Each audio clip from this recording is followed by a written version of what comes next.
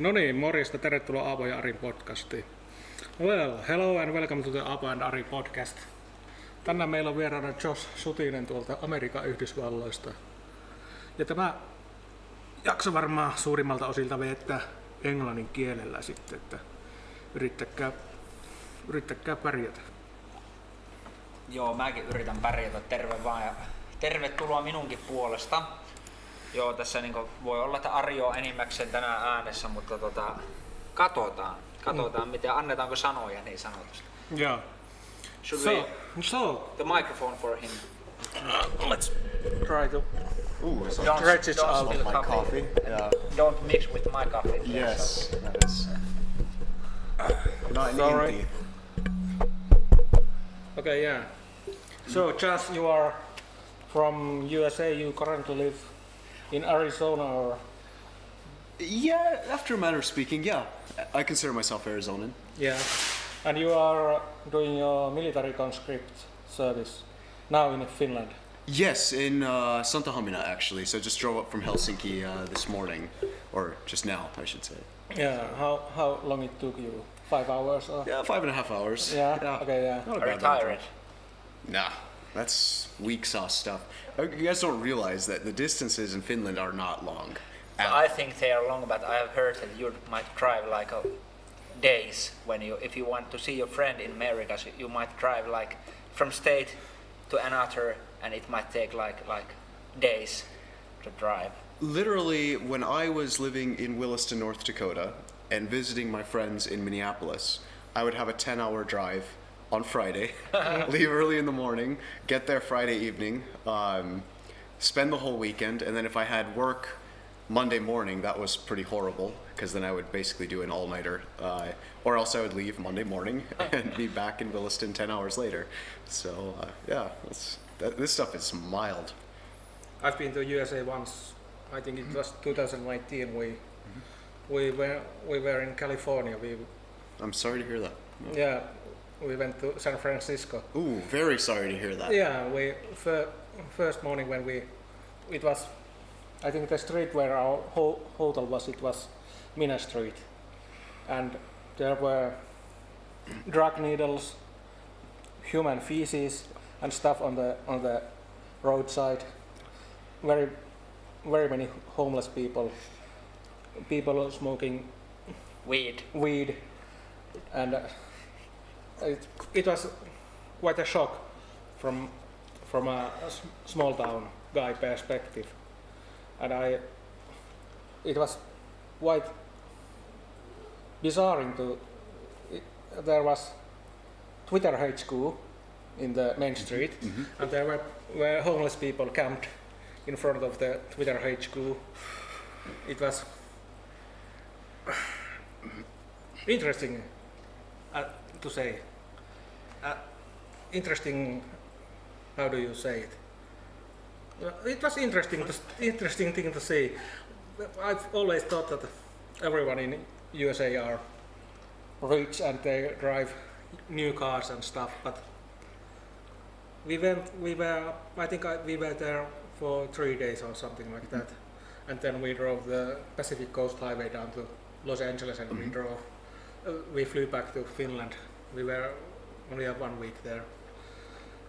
But the places along the Pacific Coast Highway, there was Monterey and Beautiful area of the country. Beautiful. Yeah. Blue Ocean. There were whales jumping in the sea, and it was very nice. Very nice.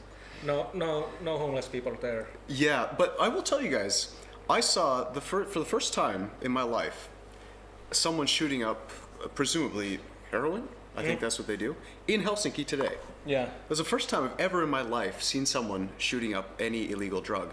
I was walking down the street into the Helsinki metro station, and it was right underneath the Stockman, or nearby the Stockman, as you're heading into the metro station, and it's kind of this little covered thing that you just walk right in, and then there's this little I don't know, like you walk down the stairs, and right down there were 4 people, and one guy with his arm out. No. Like so, and another man sticking a needle in his arm. And I was like, wow, Turbo. I have Wow. never seen that in my life until I come here to Finland. And that's something you expect to see in San Francisco, but it's a rather strange experience. Yeah, living in Phoenix, we don't really see that out in the open because the police will obviously get cracked down on that. And this was a very hidden, out of the way spot, so I'm sure the Finnish police would have something to say about that too. I have very weird memory from Denmark, in Copenhagen. We went there with my cousin a few years ago, and there was many people selling drugs openly. And there were even policies amongst them, but they couldn't catch them because I don't know why, but it was a certain street in the middle of Copenhagen and people selling and buying drugs there. So was it no, it was not in this free town or whatever it is, Christiania, but it was in the place where the hipsters live. There was like coffee roasters and bakeries and people selling drugs.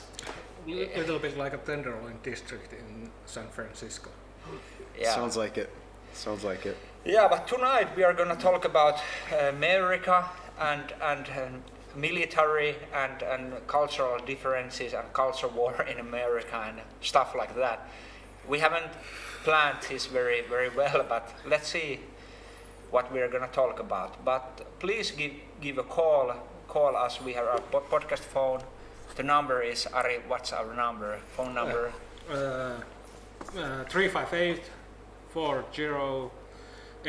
358-40-874-2414.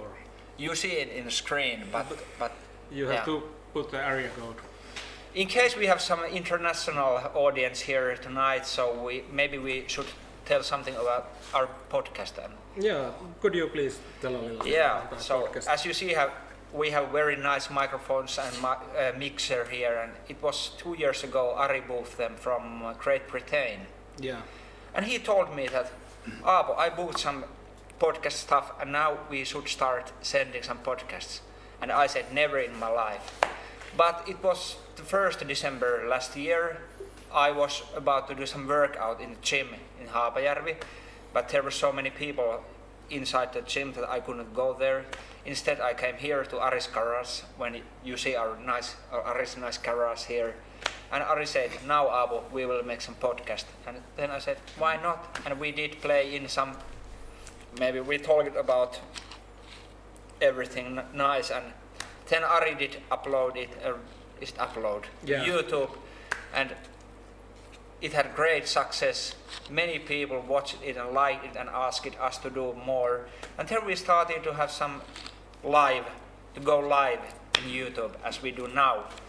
And so far we have had 12 episodes or 9. This is the 12th episode. Okay, and we have had very nice guests here. We have had priest and writer and farmer, milk producer and who else? Man who has studied propaganda and stuff like that. Do we have any idea behind the podcast? What do we usually talk about? Do you have any? We talk about stuff. We don't usually have any plans in advance, so we just talk whatever comes to our minds. But this garage is located in the middle of Finland, in Haapajärvi, and Haapajärvi is our hometown. About 7,000 inhabitants here, and we like our hometown and we praise it, and we want to support it and talk about Haapajärvi as well. But I don't know if we are tonight we are going to talk about Haapajärvi, but here we are. So how long have you been in Finland?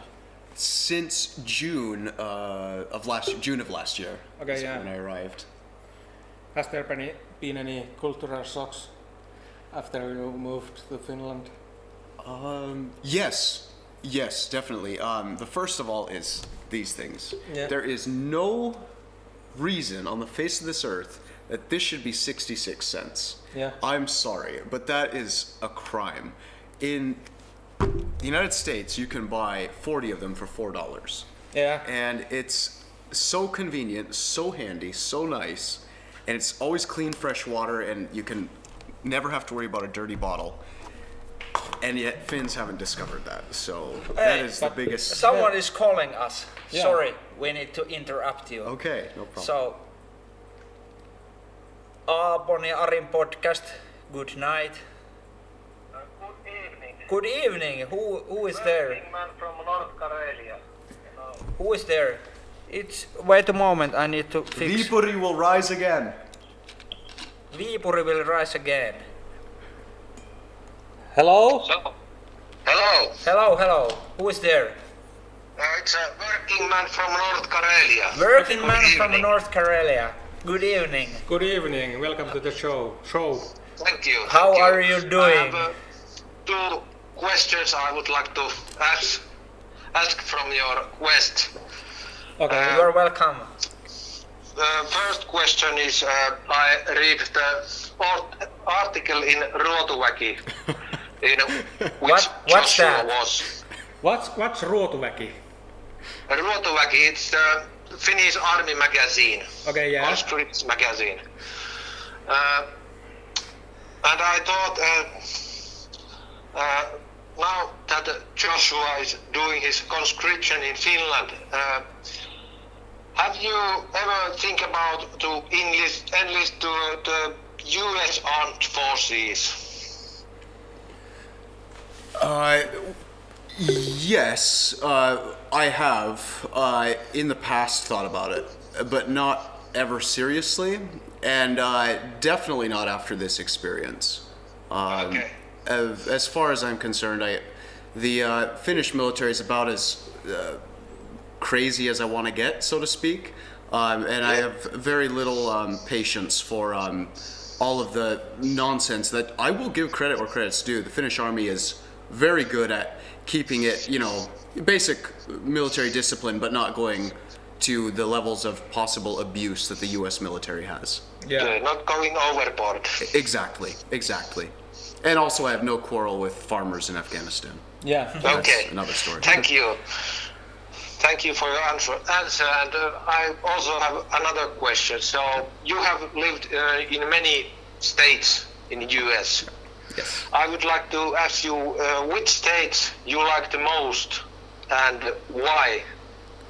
Oh, that's easy. That's Arizona. Arizona, the desert lifestyle is, like, without question, the most fun lifestyle in the United States. I've lived in Washington, North Dakota, and Arizona, so just 3. But the easygoing mentality of Arizona, which has everything from the outdoor life of hiking, hunting, shooting in the desert, dirt biking, to then in the city life, because it's just the Valley of the Sun is so big. It's got the big city stuff, it's got the small town stuff, all within like a 2-hour drive circumference of where I live there. And waking up in the morning when it's 20 degrees and sunny, Celsius of course, Yeah. and just drinking iced coffee, sitting on the porch, absolutely wonderful, and I miss it so much. And then of course the people in Arizona are probably the most chill in the United States in my experience. Okay, thank you for your answers and good luck for the rest of your conscription service. Thank you, we'll need it. We're going to Sundalen soon. Ari, do you Okay. want to ask something from the working man from North Yeah, Karelia? working man from Northern Karelia. Yes. Have you done your military conscription? Yes, I have done my military conscription over about 10 years ago. Okay, yeah. What is your military rank?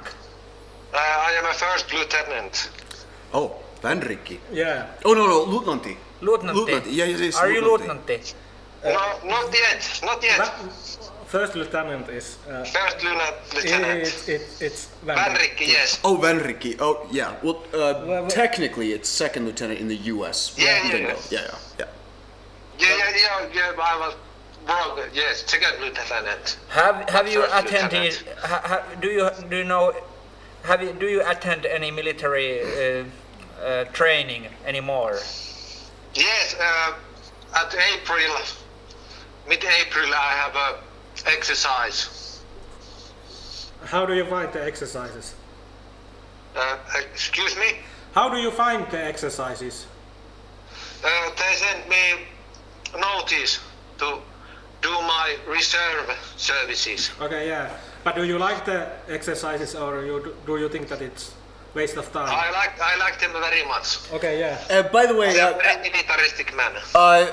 Northern Korea man, please do me a favor and shoot a couple rounds into the pussy, please. Okay, I will try that. Thank you. Okay. They deserve it. Thank you for calling us and have Okay. a nice weekend. Okay, thank you for your service. Bye. Have a nice weekend. Bye. Bye bye. Maybe we Thank you for your service. maybe we should talk something about the military service in Finland. So we have the male conscription here. So every single Finnish man must do his conscription here. Must, yeah, Must. yeah. Yeah. But how about you? You are both American and Finnish citizen.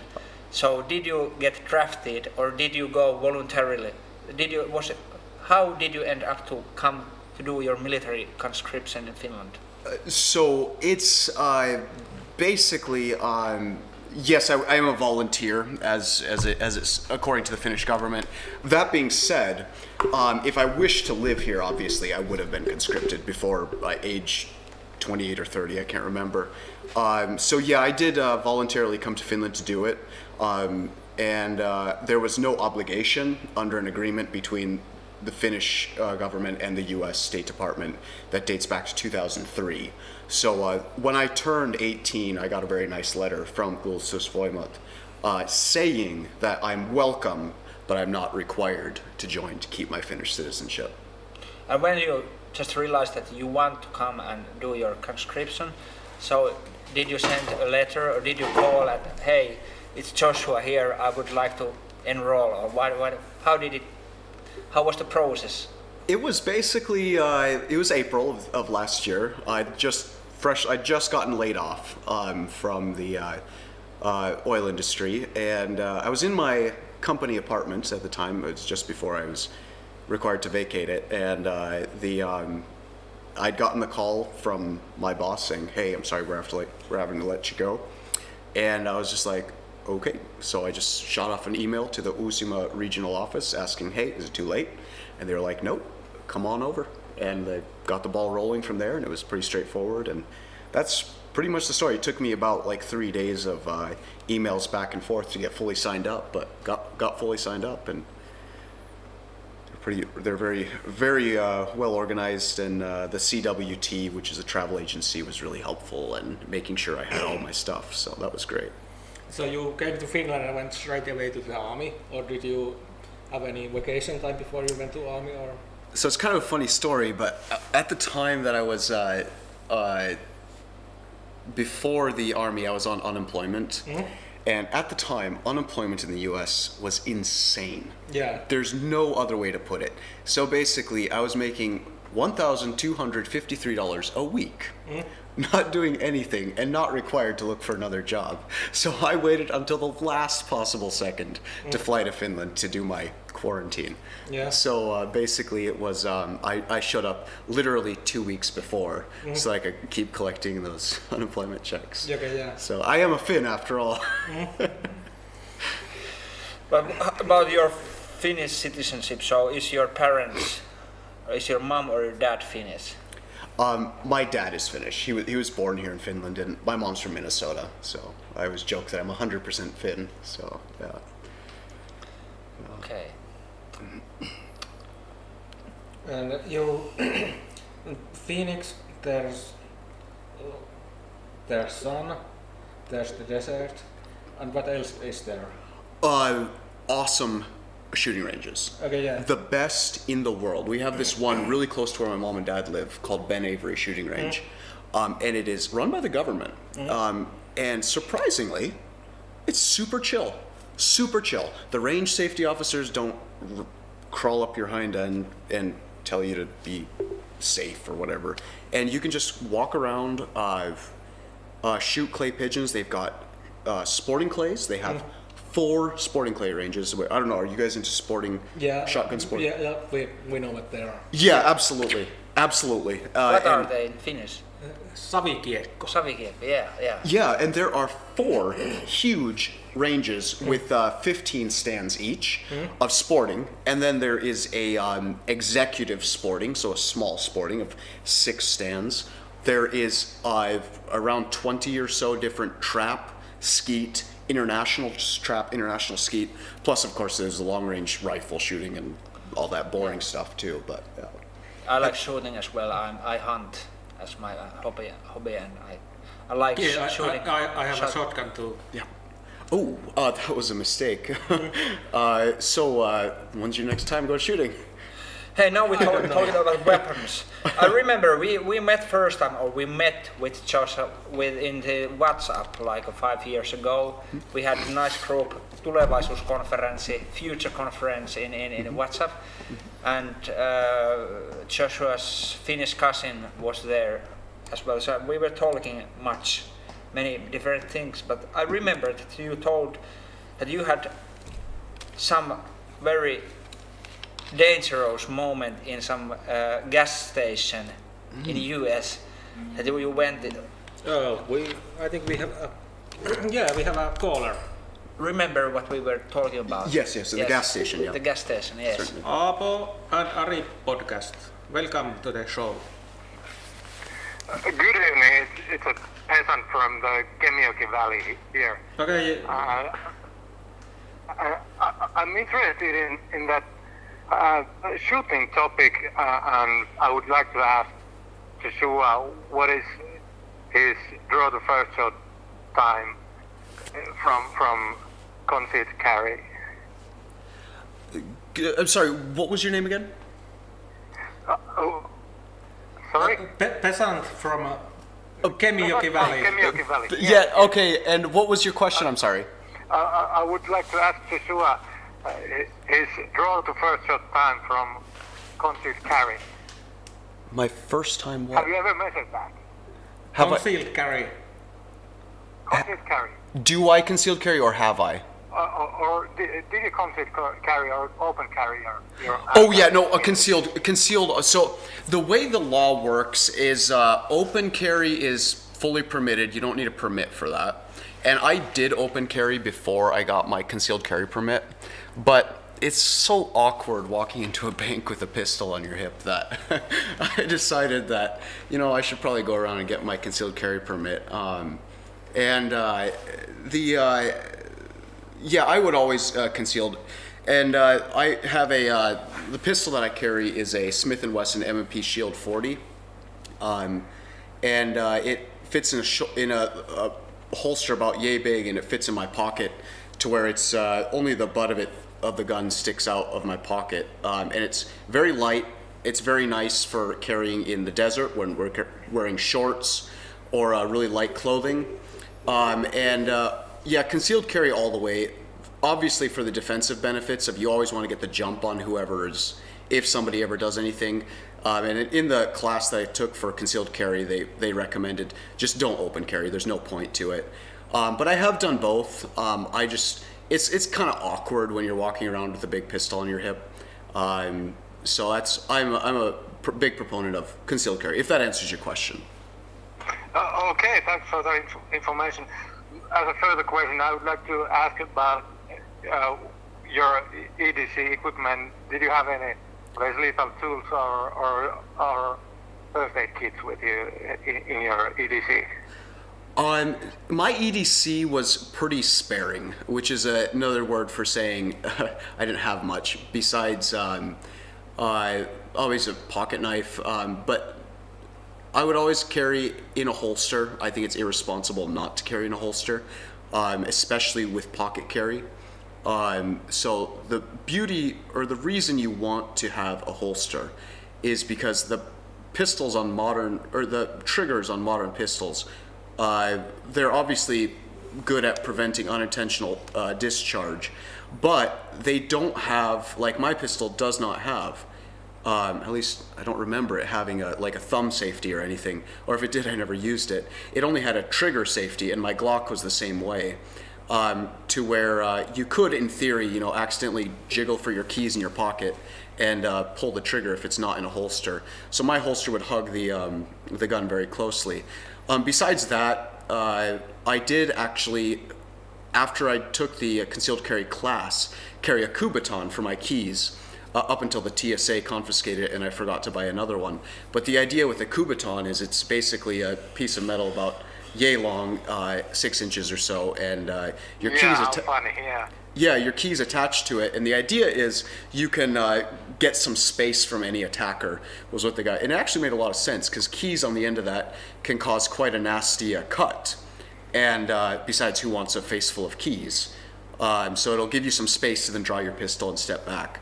But as far as further safety or first aid equipment, honestly, as much as I hate tourniquet training in the Army, there is a lot to be said for the life-saving benefits of that. And I'm thinking when I do get back to the U.S., I will, besides the first aid kit in my car, I think I'm going to be putting a tourniquet in the glove box as well. Because if you ever get in that situation, nothing else is going to do. Okay, that is. I think it's very recommendable for shooters and hunters. Absolutely. Thanks for information. Over and out. Okay, Over. thank you. Thank you Bye-bye. very much. Bye bye. Bye bye, Pesson. Should we summarize in Finnish what we have been talking about? The guns and what is this concealed carry in Finnish? Is it aseenkantolupa? Siis tämä soittaja tuossa kyseli, että miten, että kulkeeko Joshua tätä pistoli niin näkyvänä, että se on näkyy tuossa vyöllä vai onko se piilossa? Se on semmoinen niin piiloaseenkantolupa. Mä ajattelin, että se kääntyisi niin, että Amerikassa pitää olla lupa tietyissä osavaltioissa, että saa kantaa niin piilossa sitä asetta. Ja Joshua sanoi, että siinä on niin paljon. Joshua on jonkun verran kävellyt. Josh. Ja se sanoi, että kun pistoli on siinä vyöllä, niin on vähän turha vaikea käydä pankissa ja muuta. Että paljon järkevämpi kannattaa niin asetta piilossa ja sillä lailla. You're welcome. Ja sitten muutenkin tämä soittaja kyseli tästä, että mitäs tavaraa jokapäiväisessä käytössä, että everyday carry, joka päivä on taskussa tavaraa, niin eikä siinä ollut muuta kuin asetta ja sitten varmaan puhelinta ja tuommoista sitten. Ja sitten että Joshua sanoi, että tämä kiristysside tulee tätä hankittua. I hate that word. Yeah. Okay, that's it. And before the call, Aapo was talking about something about gas station. Yeah, it was about just carrying the gun because, as you might know, in Finland you need a weapon license, and you can't carry weapon if you go to the grocery store or wherever you go. But in some states in US it's legal if you have the license. And Joshua. Technically, in all of them. What? Technically, in all of them. In all of them. Yes. Yeah. Is it protected in the Second Amendment? So I remember a story that Joshua told me or us in the WhatsApp that he was going to get some gasoline to his car and paying it maybe in the. Tell you your incident in the gas station. Oh yes. So it was. I wasn't getting gas, but I was stepping inside a gas station in Phoenix. It was back in. I would say it would have been April of last year. I think it was April. I was coming home from work or just studying that I'd been doing while unemployed, and I walked in the gas station, got a tea and a donut or whatever after I'd filled up my car. And as I was walking up to pay, this guy who was obviously higher than a kite came in. Well, shall I say, he announced his presence by swinging a golf club at the door and making a loud banging noise, obviously, and then coming in and asking us if we were scared. Now, for reference, he was swinging this golf club around in a small gas station, like basically an ärkioski, and he had a mask on, sunglasses, a hat, and he was like saying all sorts of weird things like, "Are you scared? Did I frighten you guys?" and looked like he was about to rob the place. And everybody in the store was like, "What is this guy on?" And Were there many people in the store? yeah, there was a good, healthy line. There was like 4 or 5 people at the time, plus the cashier, and we were all just kind of looking there. And he was about from me to like a meter that way. So I was the closest one to him. And at the time, at first I was like, "What's going on?" And then I was like, "Oh no, this is not good." So basically, I finally figured out that I just got to get past him somehow, because I didn't actually have my pistol on me at the time, because it was against the rules of the place where I had been studying, so I just leave it in my car for safety's sake. But I had what's called the Maryvale button in my car, which is the 2009 Toyota RAV4, which has above the glove box a button that you press and it goes whoop, and it pulls it back. The pistol's right there. So it was pretty handy if I ever needed it while driving. I just pressed the button and the band was right there. So we called it the Maryvale button, which Maryvale is the tough area of Phoenix. So Okay. Anyway, so I was like, oh crap, I got to get out to my car and get my pistol. And he was standing in the door, but it was a double hinge door. So I walked past him expecting like to get hit in the back of the head with a golf club, but thankfully that didn't happen. Scary. Yeah, it was quite scary. But I got out to my car and then kind of did a shimmy where out of his view, I grabbed my pistol and then walked back in with my hand in my pocket, just like so, with the pistol obviously there. And it was the funniest thing. He says, "He's got a gun." And I was like, The man with the golf club said that he's got a gun. He's got a gun. So he was warning to other people. Yeah, exactly. Watch out, this guy. And so basically I walked in and he retreated into the store once he saw me with my pistol, and then I kind of positioned myself between the cashier and him and then told him, "Sir, you need to leave." And then both me and the cashier were telling him, "Sir, you need to leave." And it was really funny because he was saying, "Well, I have a right to be here. I'm just trying to buy something." I was like, "Yeah, I'm sure you would." Did he leave? He eventually did, but before he was doing that, he was very nice to take his mask off, take his glasses off and everything, and just be like, "Oh, I'm just a normal shopper." And the security camera footage got him perfectly. And then Did you call the police? I didn't want to, but the cashier wanted me to, so I called the police. It was just wonderful. I just love Phoenix. They were like, "Well, do you want us to send some officers?" And I was like, "Do you want them to send some officers?" He's like, "Yes." I was like, "Okay, yeah, please send some officers." And the reason I really didn't want to deal with the police is because every time you deal with them, there's always, I'm not worried about getting shot or anything like that, but it's like the bureaucracy. Arizona, I'm very fortunate. We're very fortunate in Arizona. We have very firearms friendly, self-defense friendly state. But like the worry that I had was that, oh no, they're going to take my pistol for evidence, and I'm not going to see it for 6 months or 6 years until the trial's complete. You know, it's not like it was a big deal. It's a $300 pistol, but at the same time, that it's headache and paperwork and all that. But I will say, and this is one of the reasons why I've strongly considered joining the Phoenix Police Department. They were so cool. Like, so cool. Like, they showed up and I was like, I never actually drew my pistol. It was always in my pocket the whole time. The cops came in and they're like, "Which way did he go?" And I was like, "Oh, by the way, I've got my pistol." And they're like, "Okay, yeah, just don't reach for it."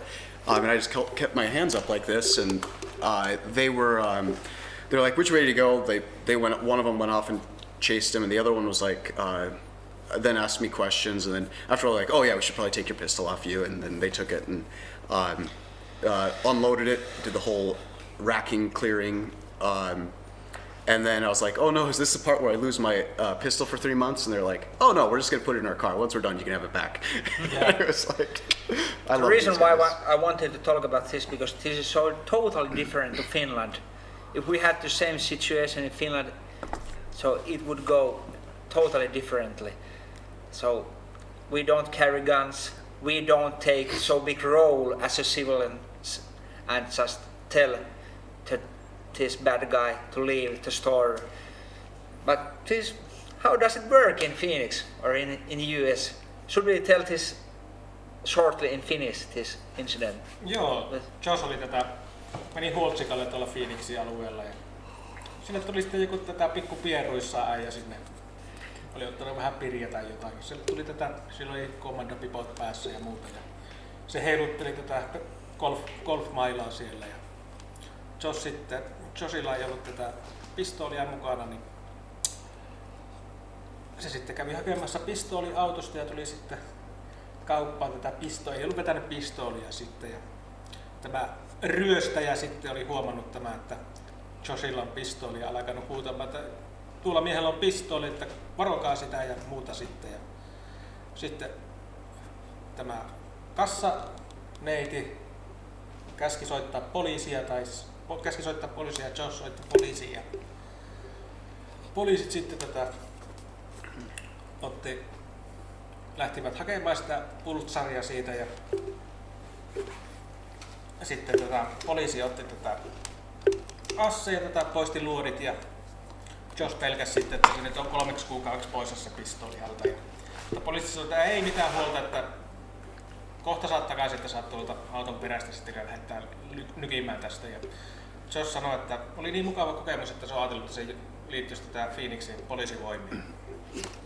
Joo, ja tosiaan halusin nostaa tämän jutun, kun puhuttiin tuossa armeijasta ja aseista, että miten erilaisia meidän yhteiskunnat on, että voisiko Suomessa, jos menisit ABClle ja siellä olisi joku golfmailan kanssa, niin menisikö Suomessa niin, että hakisit pistooli autosta ja niin kuin, Joshua, you didn't take your pistol, you just showed you have it there in your pocket.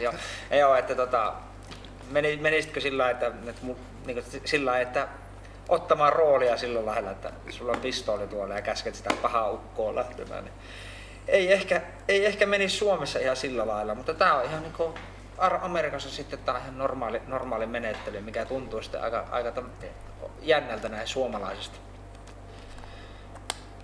Yeah, we have a saying that an armed society is a polite society. Yeah. Se armeija ja poliisiyhteiskunta. But I was thinking that what is called that you can defend your home if there was an intruder? Do you have what is called? Castle doctrine? Yeah. Castle doctor. Yeah. My home is my castle, so you can pop the intruder. Happens all the time. Yeah. But you will not be convicted. Nope. If you... But in Finland there are some cases when there was an intruder who wanted to rob a place or something like that, and the owner of the place, he defended himself and he kicked the man's ass, and he went to trial and got convicted for... That's horrible. Yeah. Yes. We can't really do anything, but we rely on our own police forces and stuff. But then there was some case, I don't remember if it was in Finland, it was somewhere in Europe, that they were doing some kind of pest control in a house. They had put a poison in there to kill off roaches or something like that. And they had left the place because they have to leave it for 2 days or something like that. Before we have a Remember caller. what you were telling us. Yeah. We have a caller. Yes. Aapo Ari podcast, welcome. Oh, sorry, I have Just to put put the speaker. Okay, go on. Yeah, this is Aaron Hoxo. How are you? Quite well. Yeah, Josh? Yes. This is Aaron. I grew up in Longview, Washington. How are you? I am doing just great. I have heard about you, but I don't think I've met yet. I do know at least a few of your brothers. Yeah, and you know my son, Johan? Of course, Yeah. yes, absolutely. Yeah. Hi, teacher. Yes, and with my student, a great intelligent student he is. That Thank is. you very Yeah. much. All right. All right, Josh, but just a few questions, if I may, if I got some time here.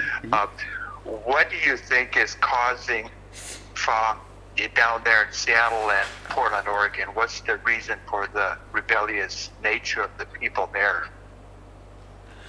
You mean the Antifa stuff there?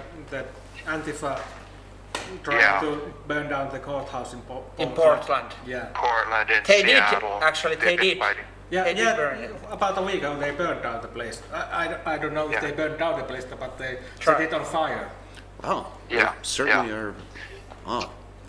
So what's causing that? What's the reason behind all this? You know, Aaron, I gotta say, can't claim to be an expert, but it comes down to, I think, just a lack of political will to deal with the problem.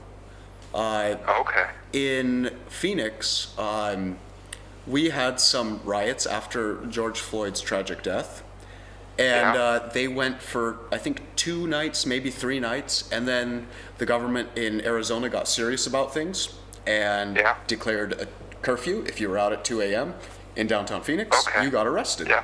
No, there's just nothing that else. You were out, you got arrested. And I mean, I'm not a big fan of curfews.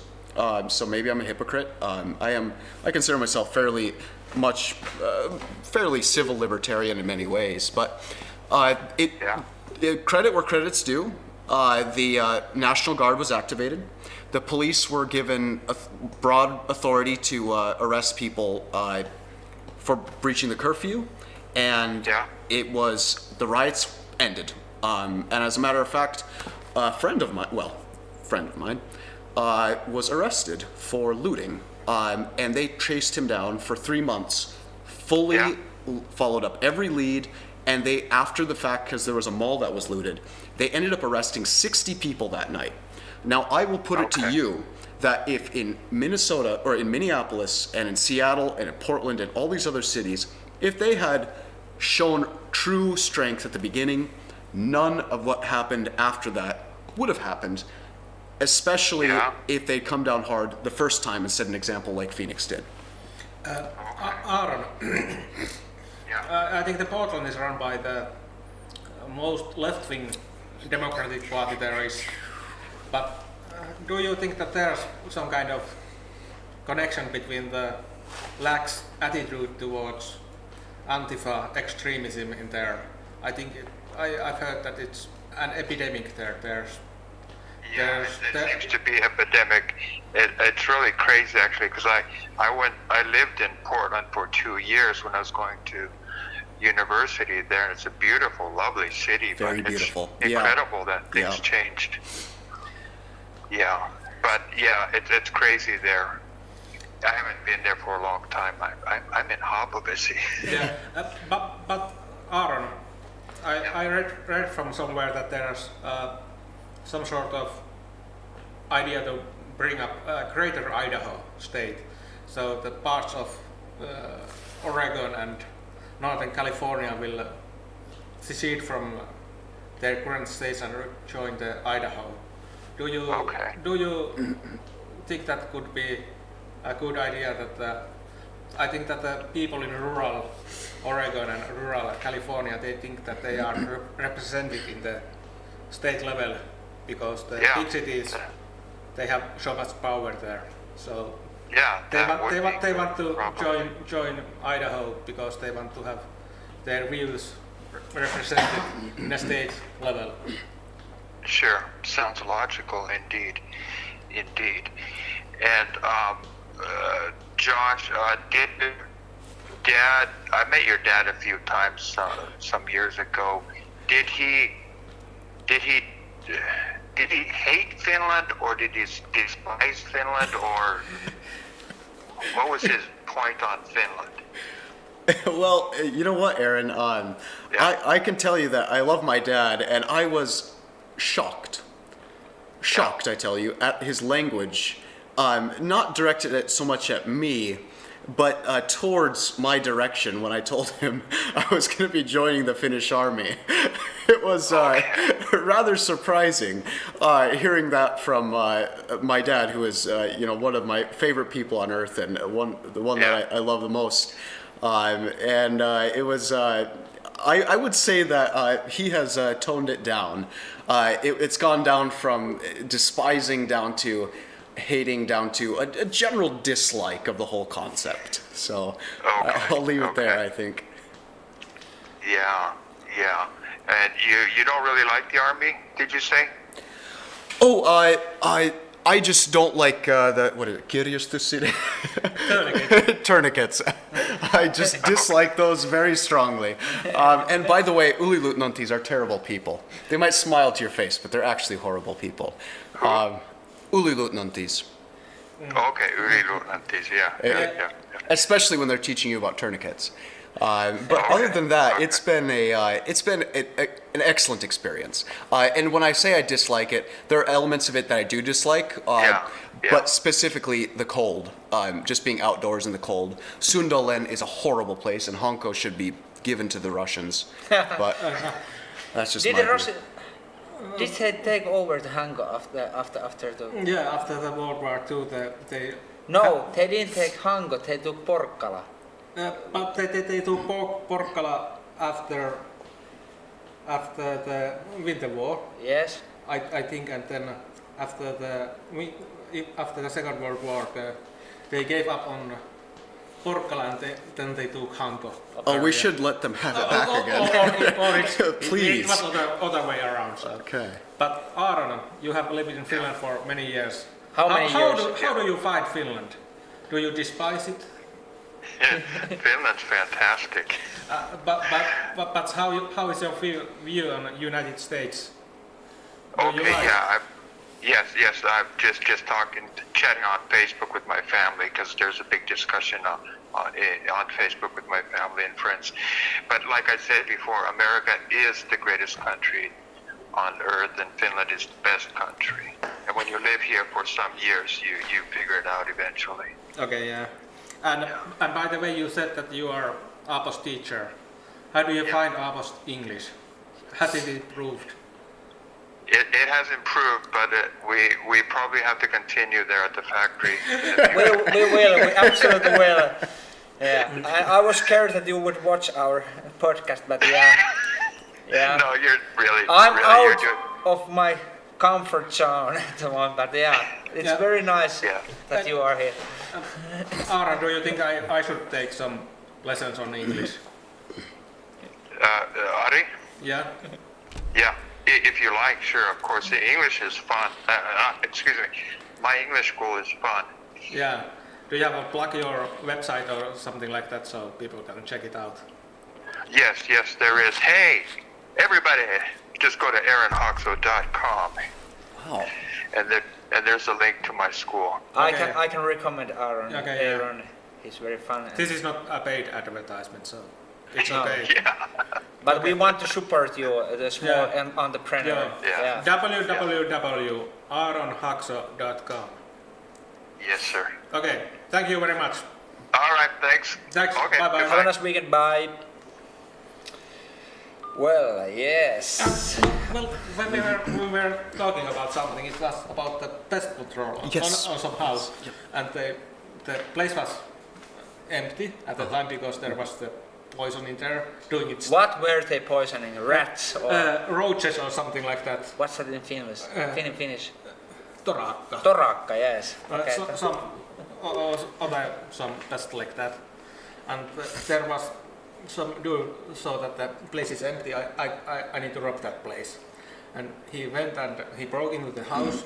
He took some stuff there, but because of all the poisonous gases in the air, he fainted first and then he died because of the poisons.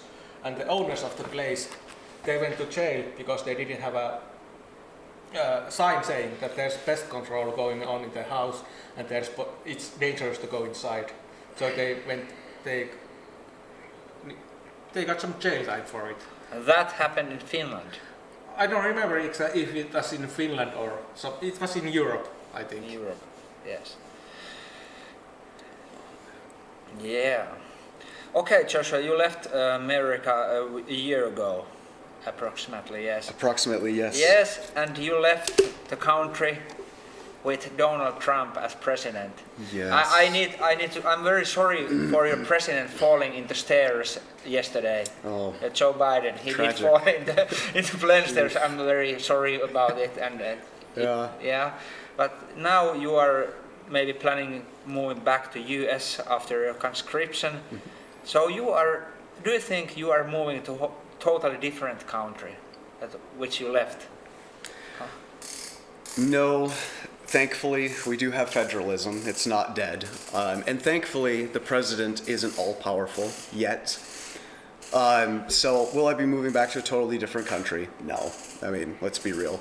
It will be the United States as well as it was when I left. but it will be, I think, definitely the worse for having Biden as president. You know my views very clearly. I just hope that in 2024, we can get that guy out of there and get either Trump back in or another good conservative Republican. So that's my hope.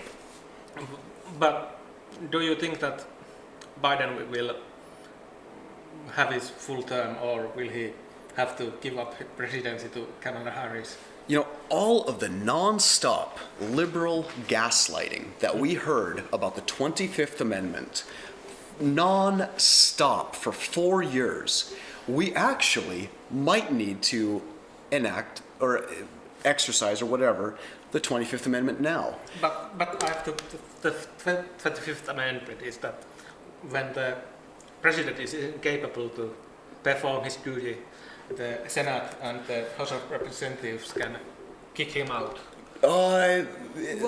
The cabinet can, with the consent of the Senate, I think, then install someone as the vice president, then becomes the interim president until such time. But I remember that before the election, Nancy Pelosi, she's the Chairman of the House of Representatives, and she talked about that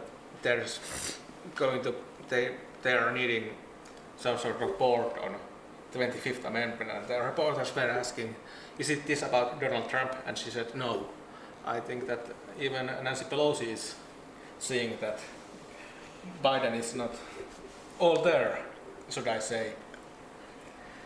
And I mean, it's pretty clearly that the Democrats just put a warm butt in the seat. Yeah. Biden stands for nothing. He doesn't mean anything, and he was put there just because he was the only guy that could unite their party. He doesn't stand for literally anything. And both the left and the right of the Democratic Party, well, the right of the Democratic Party is an oxymoron, but the not so whack job left and the left both don't really like him that much. So it's just, it's pretty clear that the liberals are probably going to be tasting a dose of their own 25th Amendment nonsense soon. So. But if you think about him, so Joe Biden has very long experience from politics, so why do you say he stands for nothing? That's literally what a politician does, right? Okay. So politicians, yes. Okay. They say that someone is like a windsock, that he turns with the wind. Exactly, like kokoomus. Sorry. Kokoomus, okay. Sorry. They say it about keskusta, actually. Yeah, they're the champions there, but yeah. Yeah, but yeah, from the very Finnish point of view, if you read about Finnish media, so Joe Biden is a good guy from the Finnish point of view, because he did, how would I say, he want to get the Obamacare back. From the Finnish point of view, we have a very good social secure system here. If I lose my job, so I will get paid from the government, and the government or our country take care of every single citizen here. So for me, I don't know much, but for me it seems like in America, if you don't have your job or if you don't have your insurances, it's personal catastrophe, or if you get sick or something. So what's the problem in Obamacare? That every single American or the human being living in America would get the what is that? Universal health. Universal health care. What's the problem behind Obamacare? Okay, there is a fundamental misunderstanding of what Obamacare is, from what you just said there, Aapo. And that is, Obamacare is absolutely in no way, shape, or form universal health care. It is a mandate. Well, that's all it is. It's a mandate that you must buy insurance. It is, at its core... But it's not a government insurance. No, it's not. You are forced to go to these health insurance... all it is any insurance company. No, not any insurance company. It basically shrunk the list of insurance companies down to like 5. Basically all it is the government sticking... okay, I don't want to get hyperbolic, but it's the government telling you, you will buy insurance or you will pay a tax. And it makes me livid every time I have to talk about it because it has cost me so much money.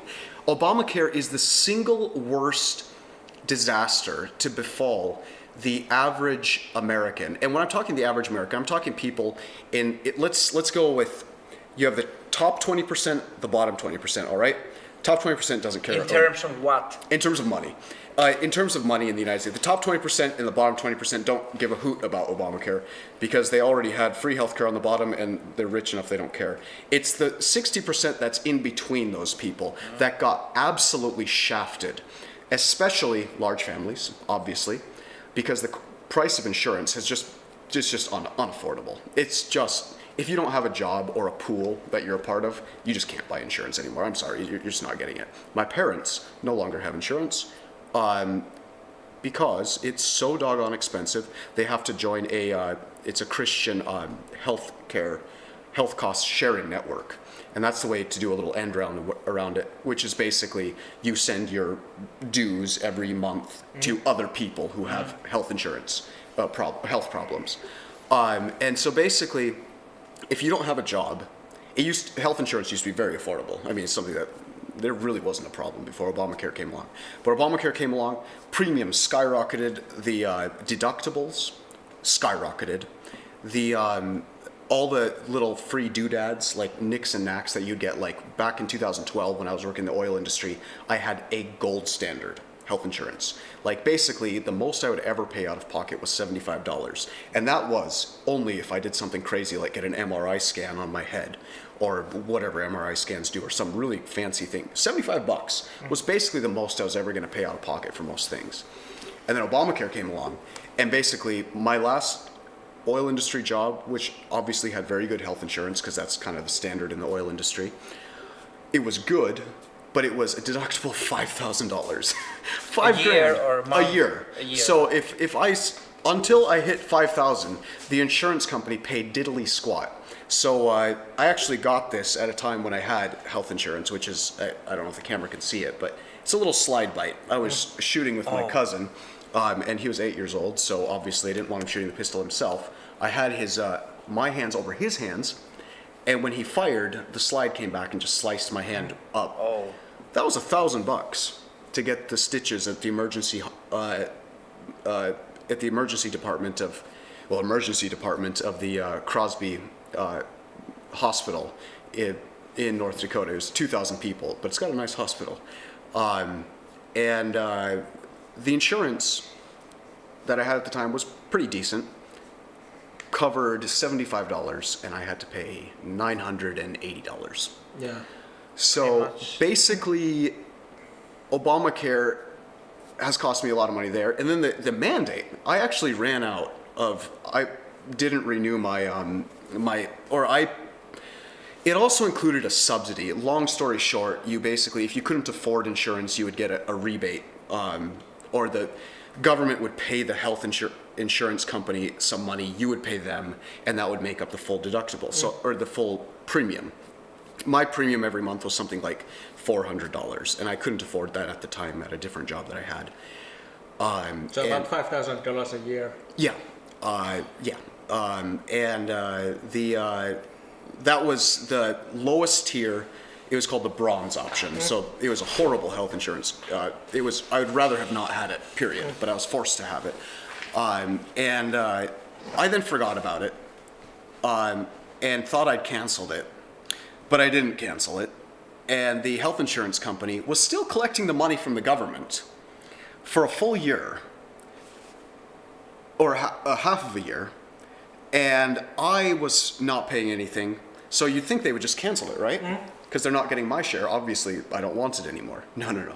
The health insurance company still collected their sweet $2,500, and guess who came after me for that $2,500? The IRS. So my couple years back, instead of getting money back on my tax return, I had to pay That was really nice. So Obamacare makes me see absolute red because there was nothing universal healthcare about that. It was just the government forcing you to buy health insurance, and it was absolutely horrible. And it was basically the way that the healthcare or the health insurance companies got their payback for bankrolling the Democratic Party in 2010, 2012, or 2008, 2010, and 2012. If there are some people who have idea that Finnish healthcare is free healthcare, I got a look up about how much I spent on healthcare after government had paid for the services. So just the fees you must pay. yeah. Quick side note, when I was in the Oulu University Hospital in quarantine, they then sent me a bill for 3,600 euros. Luckily, I was able to call them and talk some sense and say that, hey, I was forced to be there, why am I paying? And they dropped it, but yeah. In 2020 I spent on healthcare 1,400 euros. 1,400 euros. And for drugs, medicine and stuff, 1,200 euros. Holy So- 4,000 euros. Yeah. No, 1,400. 1,400 plus 1,400 plus 2,600. How many thousand? 2,600. 2,600. Yeah. Katsotaanpa. Joo, 2,600 euros.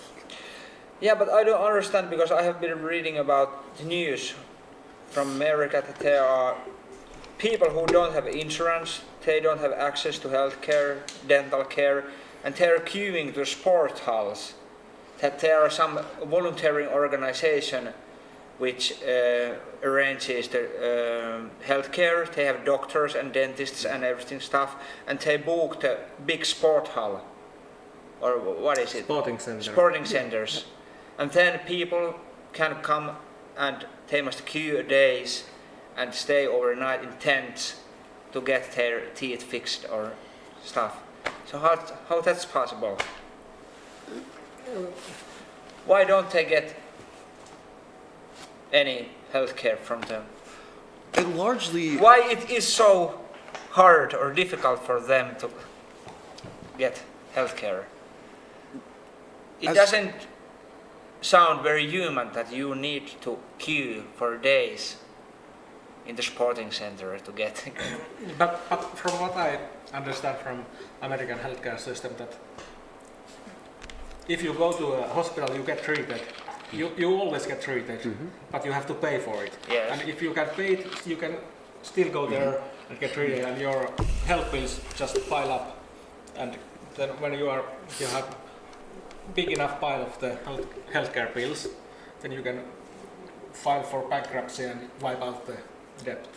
it's really like I actually had this discussion with some regularity at first when I was in Inti, and what I told them was that in reality, the U.S. healthcare system and the Finnish healthcare system, for all practical purposes, aren't that much different. They're really. One of the things that people don't realize is the U.S. does socialism a lot better than Finland does. I will tell you that right now. Basically, since at least the 70s, we have had socialized medicine in the United States for very poor people. There is anybody who is under a certain level of income, broadly speaking, qualifies for Medicaid or similar. They're usually state-run programs. In Washington, it's called Apple Care. So, a little trivia note: I was born under socialized medicine. My parents didn't have to pay for my birth. That was paid for by the taxpayers of the state of Washington. And most poor people, like that bottom 20%, for example, for the most part, what they experience and what maybe the average Finn experiences is, broadly speaking, very similar. You probably have to go to the government-run hospital or the lesser quality, because there are private hospitals here in Finland too, from what I understand. You'd have to go to like the cheaper option, but you're going to get that, and your bills will be paid by the government. And I think that there are many hospitals in USA. They are non-profit organizations, Yes, you're right, Ari, and it's really like the term nonprofit is thrown around, but many times they're still run like a business. Yeah. Like they're just as much out for your cash as the next guy is, and the difference is it goes to the Catholic Church instead of somebody else. Yeah. But anyway, the funny thing about the U.S. healthcare system, though, is it's really just like anything. The people at the top are always fat and happy. They're never going to be that big a problem. It's the middle 60% where actually all the fun stuff, or where all the interesting stuff happens, and it's like the bottom are taken care of. The next step up, they're probably the ones that have the problems with insurance, and stuff like that. They are the ones, and especially thanks to Obamacare, that has become a lot bigger number of uninsured people, or people who can't afford insurance anymore, who will then run into that problem. There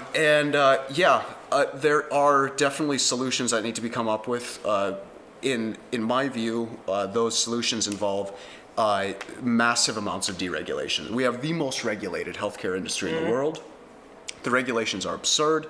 Many of them make no sense. Like, for example, it is illegal for a doctor to own a hospital. That was one of the provisions of Obamacare. Why is it like that? Because the big hospital companies didn't want competitions from. I mean, what do doctors know about running hospitals? It's unfortunate we have just too many regulations driving the price up artificially, and really who gets screwed are those people who are kind of in that income bracket of not poor enough to qualify for that help from the government, yet not wealthy enough to afford health insurance on their own, and they don't have a job that provides them the health care. And that's one of the things is really, I don't mean to be too dismissive of it, but in reality, it's blown into a lot bigger problem than it actually is. It actually isn't much of a problem because most people who are in that bracket they're mostly just temporary there. Like, one of the things that people don't realize about the U.S. is it's one of the best countries in the world for, improving your economic prospects. Like, for example, take me, going from making not very much money to all of a sudden working in the oil industry making just boatloads of cash. Just like, I don't mean to brag or anything, but just the oil industry is available to every American. There's other industries, mining, there's many unionized construction jobs. The trades in the US would love to have anybody who can show up on time. Well, maybe not even show up on time, but at least show up within 30 minutes of the starting time. And they can't find enough people. So there is so much opportunity, and they're union jobs with good healthcare and benefits I like read that. somewhere that some high voltage electricians, they do the high voltage power lines and stuff. They make about 300,000 euros. Absolutely, I believe it. I absolutely a believe year. it. But you were working in the oil industry before you moved to Finland, but you said you lose your job. So can you tell about this? Do you know that you get your job back in the oil industry when you move back to America? Oh yeah. Okay. Oh yeah, absolutely. But how did you lose your job? Price of oil went negative. Okay, yeah. The price of oil went from, when I started, the price was like $60 a barrel. And one of the things to realize, just as a side note, is the price of oil is divided into two in the world. There's the Brent standard, which is what the rest of the world uses, and then there's West Texas Intermediate, which is what US and Canada use. And due to some quirks about storage and the fact that West Texas Intermediate is landlocked, the price went from 60 down to a low of negative $37 a barrel. And because of that, obviously, all of our work dried up and I was let go. And it was pretty rapid. Like, we all saw it was coming, and it was no surprise when it did happen. So it was just basically 2 months of collecting a paycheck and just like, wow, I got 40 hours this week, cool. And I didn't get laid off. Hey, I want to circle back a little about the healthcare. I want to tell my experience with Finnish healthcare about 2018 in April. I'm an overweight guy. Are you? Yeah, I'm extremely overweight. A bit only. And morbidly obese. And I was having problems in my workplace that during a coffee break that I would fall asleep. And my wife told me that I'm snoring a lot. So I thought, I have a sleep apnea. So that's when you are sleepy and your breath cuts out. And when I went to the hospital in April 2018, and the doctor said, "Yeah, we put you on a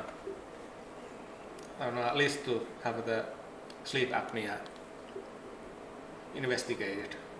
And Sleep study. yeah, sleep Sleep study. study, Yeah, yes.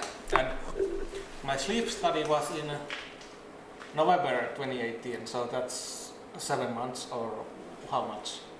You had to wait Six. 6 months. 6 months. 6 months To get for studied. the sleep study. You could have died. Yeah, before- yeah. And after the sleep study, I had to put the Mask. There was some sort of stuff that went into your nose and some belt that went around your chest. And next day after the sleep study, they called me that you had on average 66 instances of sleep, breathing, stops, Breathing stops. breathing stops on an hour. So basically, every minute I stopped breathing. That they called me in November 2018, and I thought that now I get the CPAP machine, the overpressure machine that you put the mask on while you sleep, and it keeps the airways open. And gives you some air. Pressurized air to pressurized air. keep the airways open. So, but I got the CPAP machine in, I think it was April 2019, 6 months after the sleep study.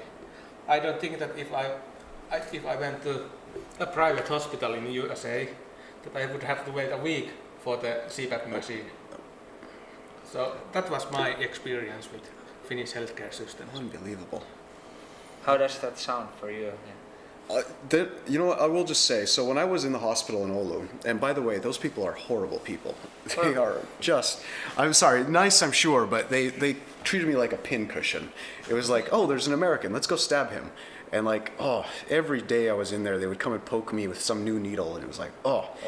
But it was like, when I was there, I was like, one of the things that shocked me was, I've been in hospitals a lot, obviously, in that my mom and dad, well, I have 11 brothers and sisters, so I've been to them for, people breaking breaking arms or this, that, and the other thing. And I came to Finland, and this Finnish hospital that I went into, the Oulu University Hospital, had no couches, like no leather couches. And it's like, this isn't a hospital. They have chairs. Yeah, they have chairs, and there's no leather couches. There's no nice waiting room with quiet music, and there's no waterfall.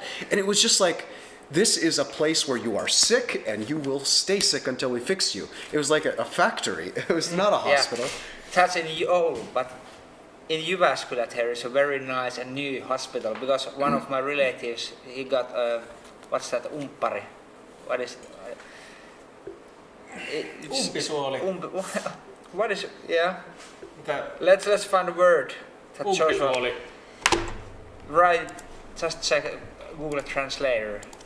Umpisuoli in English. No, it's not pancreatic.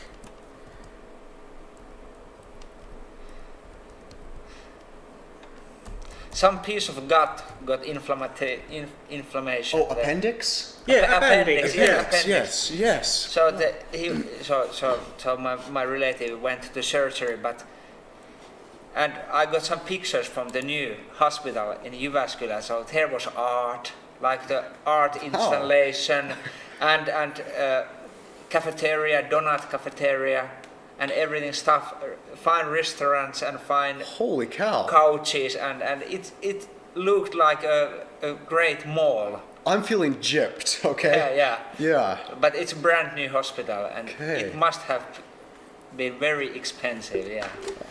I have 6 children, and for the first 5 children in the maternity ward, there's not even a chair for husband to sit on. There's some gym balls that you can Okay. while you wait for the child You're to be sitting born. on gym ball. Yeah, No, they want you to suffer in solidarity. but I had a kid in January this year, and we went to new hospital in Kajaani. They had a new maternity ward there. and I was enthralled. There was a lazy boy in the Perfect. corner. I had best experience so far. Excellent. Okay. Yeah. Things are looking up. Yeah. Okay. Yeah, but yeah, my brother was living in Michigan for 6 months. It was 2 years ago. He was there as it was maybe internship in some Finnish magazine, and he said that he has never seen so much poverty than in Michigan, in Hancock. And so America, you said that everyone can become rich and make big money, but still you have pretty much poor people who are starving. And starving or very is sick and kind of a hopeless stretch. people living in very poor houses and stuff.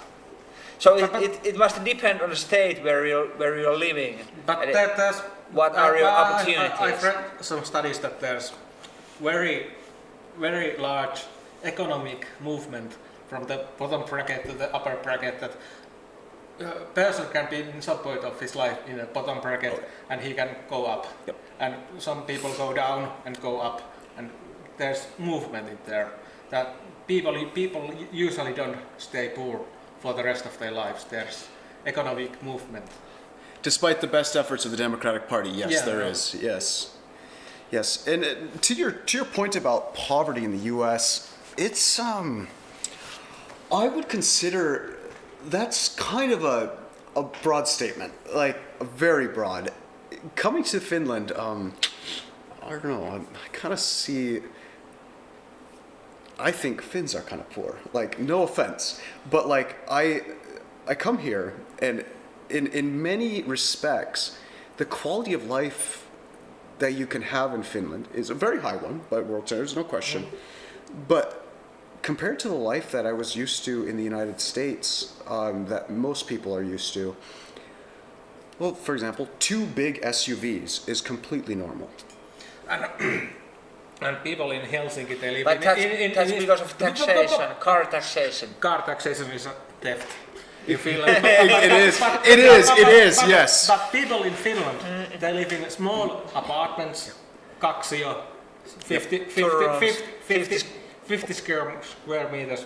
That's Square, yes. But in USA, people live in big houses. They have big cars and stuff like that. And every house has A washer and a AC, dryer and a dishwasher. Pool. And in Arizona, many do have a pool, yeah. And it's, I don't know, AC units are, they came to Finland about 15 years ago, and they are slowly coming to every house.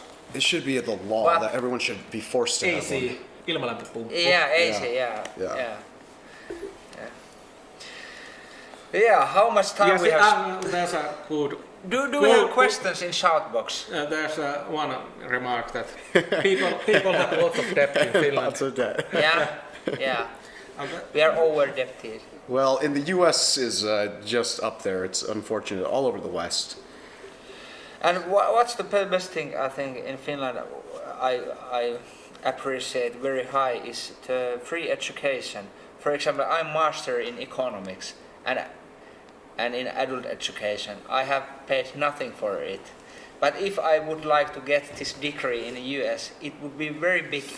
I should invest very much money, take a big risk, like $150 to get this degree. But I think that you are mixing that the tuition Yeah. tuition. in places like Harvard and Yale and stuff like that. It can be $30,000, but if you go to community college or something like that. That is absolutely true. And one of the things that's kind of a misconception that is blown out of proportion by people who have an agenda. And that is, I've looked into that because I am considering going to school, and if I do go to school, likely it will be in the United States, even with having to pay for it for other reasons. But the fact of the matter is, like you said, Ari, is there is a community college. Community college in a year in North Dakota is $7,000.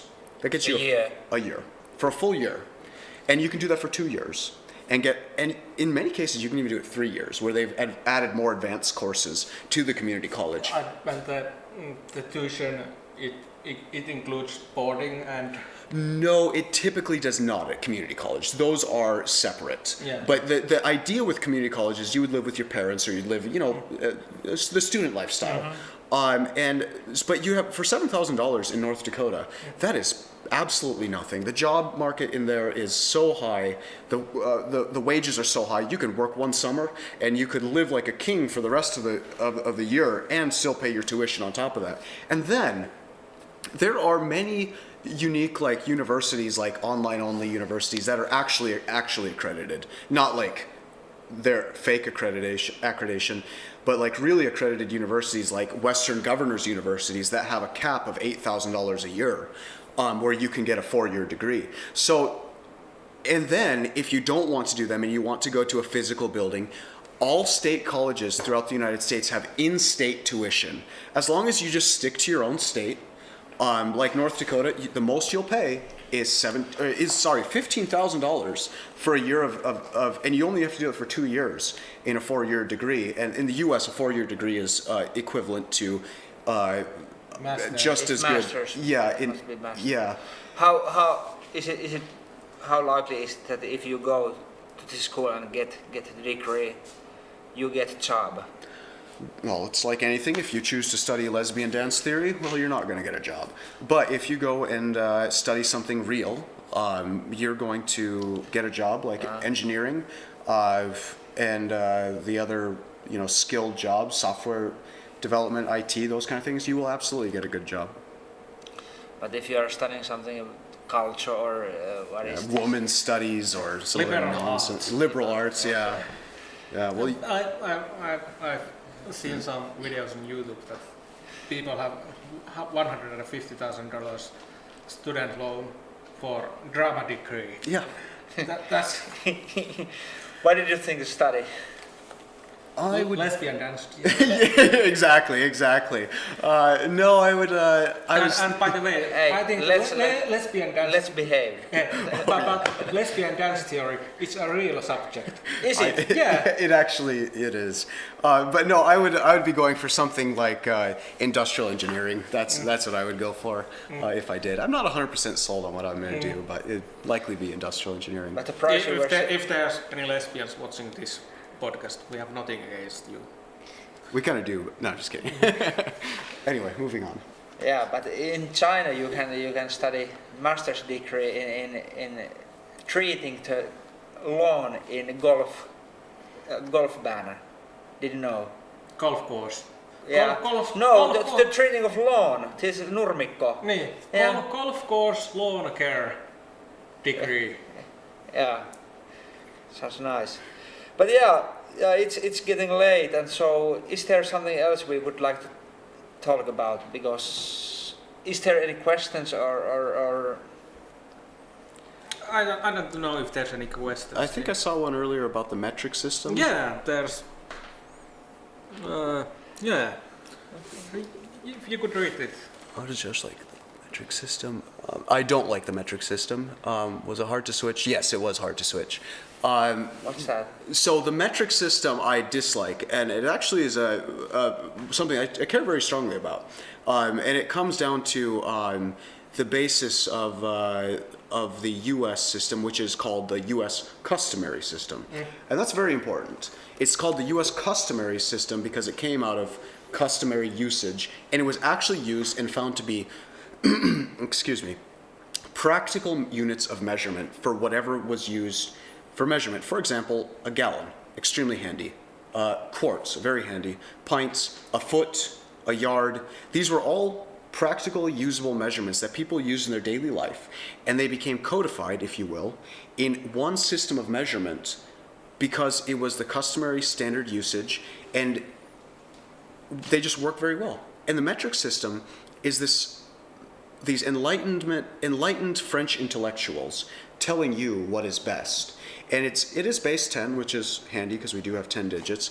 But in many ways, the U.S. customary system is superior. And especially, and this is a hill I will defend to my very end, Fahrenheit is so superior to Celsius. no, Celsius no. should never be Get out. used again Get out. for everyday measurement of temperature. But about the Fahrenheit system, I read somewhere that 100 Fahrenheit is the temperature of horse's blood, or something like that. It's it was, from what I understand, the temperature of the guy who had Fahrenheit's wife armpit, his wife's armpit. Yeah. And it was a little bit off of the human body temperature, or maybe she had a fever. The human body temperature is 97.8 degrees. But that is actually a very good point you bring up there, Ari, which is that the Fahrenheit is like asking a human what the temperature is. Celsius is like asking water what the temperature is. And this is where I think people don't realize how important or how much better Fahrenheit is. For example, it conveys information better. It just does. Like if I tell you, hey Ari, we're going camping. You're going to say, well, great, what's the weather going to be? And I say, oh, it'll be in the 70s. That conveys very clear information as to what to bring. 70s, okay, that means we need to bring t-shirt and jeans during the day and a hoodie at night because it'll be a little chilly at night. Oh, Ari, actually, it'll be in the 40s because we're changing our place, or the 50s. What does that mean? Okay, that means wear a hoodie during the day and at night bring your winter jacket. It's so much better at conveying information because 10 degrees Fahrenheit gives these perfect little, it's in the 90s, oh, it's in the 80s, it's in the 70s, it's in the 60s. And all the way on the human, normal human, where we live, or where most people live who aren't crazy and live up north like we do, but where most people live, the temperature ranges that they live in basically go from 40 to 90 degrees. So you have 50 degrees to work with in most of the world. It's so handy. Whereas Celsius, you have basically, it goes broadly from 5 degrees to about 29, 30, to 35 degrees. So it gives you 30 instead of 50. So you have just over half the usable degrees. And it just doesn't convey information. It's like, for example, hey Ari, we're going camping. Oh, you're great, what's the weather going to be? Well, it's going to be in the 20s. And it's like, well, 21 degrees and 29 degrees are two completely different kettles of fish. So I find, in my opinion, for everyday usage, Fahrenheit does in fact convey information better. Now, I'm not going to be the zealot who will defend this to the death. I have hauled, when I was a truck driver, pharmaceuticals, and I would set the reefer temperature on my trailer in Celsius because it does make sense for storing things that need to stay freeze, or I can't remember the temperature, is like 6 degrees Celsius that I would set it to. And it was for things like where you need maybe a computer or you need precision or whatever. Yeah, it's better for those. The Mars rover or whatever. Everyone always brings that up about how metric or Celsius is superior because of that. But for daily use, I absolutely think that Fahrenheit is a better system. I also think that it's in everyday life. It doesn't really matter if you use metric or the US custom system, because if you are used to something, you can work with it. Yes, that's true. But we still, even though we use metric system in Finland, I work in construction. I'm an engineer, and a 2x4 is a 2x4, even though Exactly. 2x8. Lumber is still in inches. Yes. Yeah, but maybe we should, or I don't know if we should, but if I think about our audience, we have been talking now 1.5 hours, and it's getting late, and we have been very nice. We have had very nice discussion and conversation here, and now I think it's time for us to chill out and maybe make some food or get some food and chill. And thank you all for watching us. And thank you our super guest Joshua and what else? Yeah, we have been talking many nice things, differences between America and Finland. We didn't talk that much about military system and stuff. And culture wars. We skipped the culture wars, but maybe we got some explanations why Obamacare is not good thing and stuff. Okay. And thanks for those 3 callers. It was Yes. very nice. Yes. And in this podcast we always we sing a song in the end. So. Oh Yes. no. Yeah, and we Aapo thought we should sing the Star-Spangled banner. Yes, of course, because we no. have Marian guest here. So, do you agree? Okay. Yeah. And can you sing Star-Spangled Banner when you're sitting down? No, it was You have no. And I can't even sing it when I'm standing up. But Yeah, I need some lyrics because I don't. yeah, honestly, I might need to. Yeah, I this think way. we sing only the first verse. Yeah. Oh, okay. And you'll need to do the full one, yeah. Oh, say. No niin, Aapo. 1 second. Then you have to hold your hand. Yeah, that's Aapo. right. That's right. Yeah. Yeah. Okay. Aapo. Which arm? Which hand is it? It's your right hand. Your right hand. It's yeah. drilled into you in Yeah, elementary yeah. school. Oh, say, can you see by the dawn's early light what so proudly we hailed at the twilight's last gleaming, whose broad stripes and bright stars through the perilous fight o'er the ramparts we watched were so gallantly streaming, and the rocket's red glare, the bombs bursting in air, gave proof through the night that our flag was still there. Oh, say does that star-spangled banner yet wave o'er the land of the free and the home of the brave? sorry, my voice is tenorish, and I didn't realize that maybe this may be a little bit too high, but this not the worst version of I liked it. I And always this hate suits that. very good in our Okay. podcast. But Okay. thank you very much, Thank you for everyone and see watching. you next time. Like and subscribe. Yeah. Like and subscribe. Yeah, thank you very much. Thank you very much. Bye bye. Bye bye, good Till night. next time. Moi moi. Ootappa tuolta loppuruutu.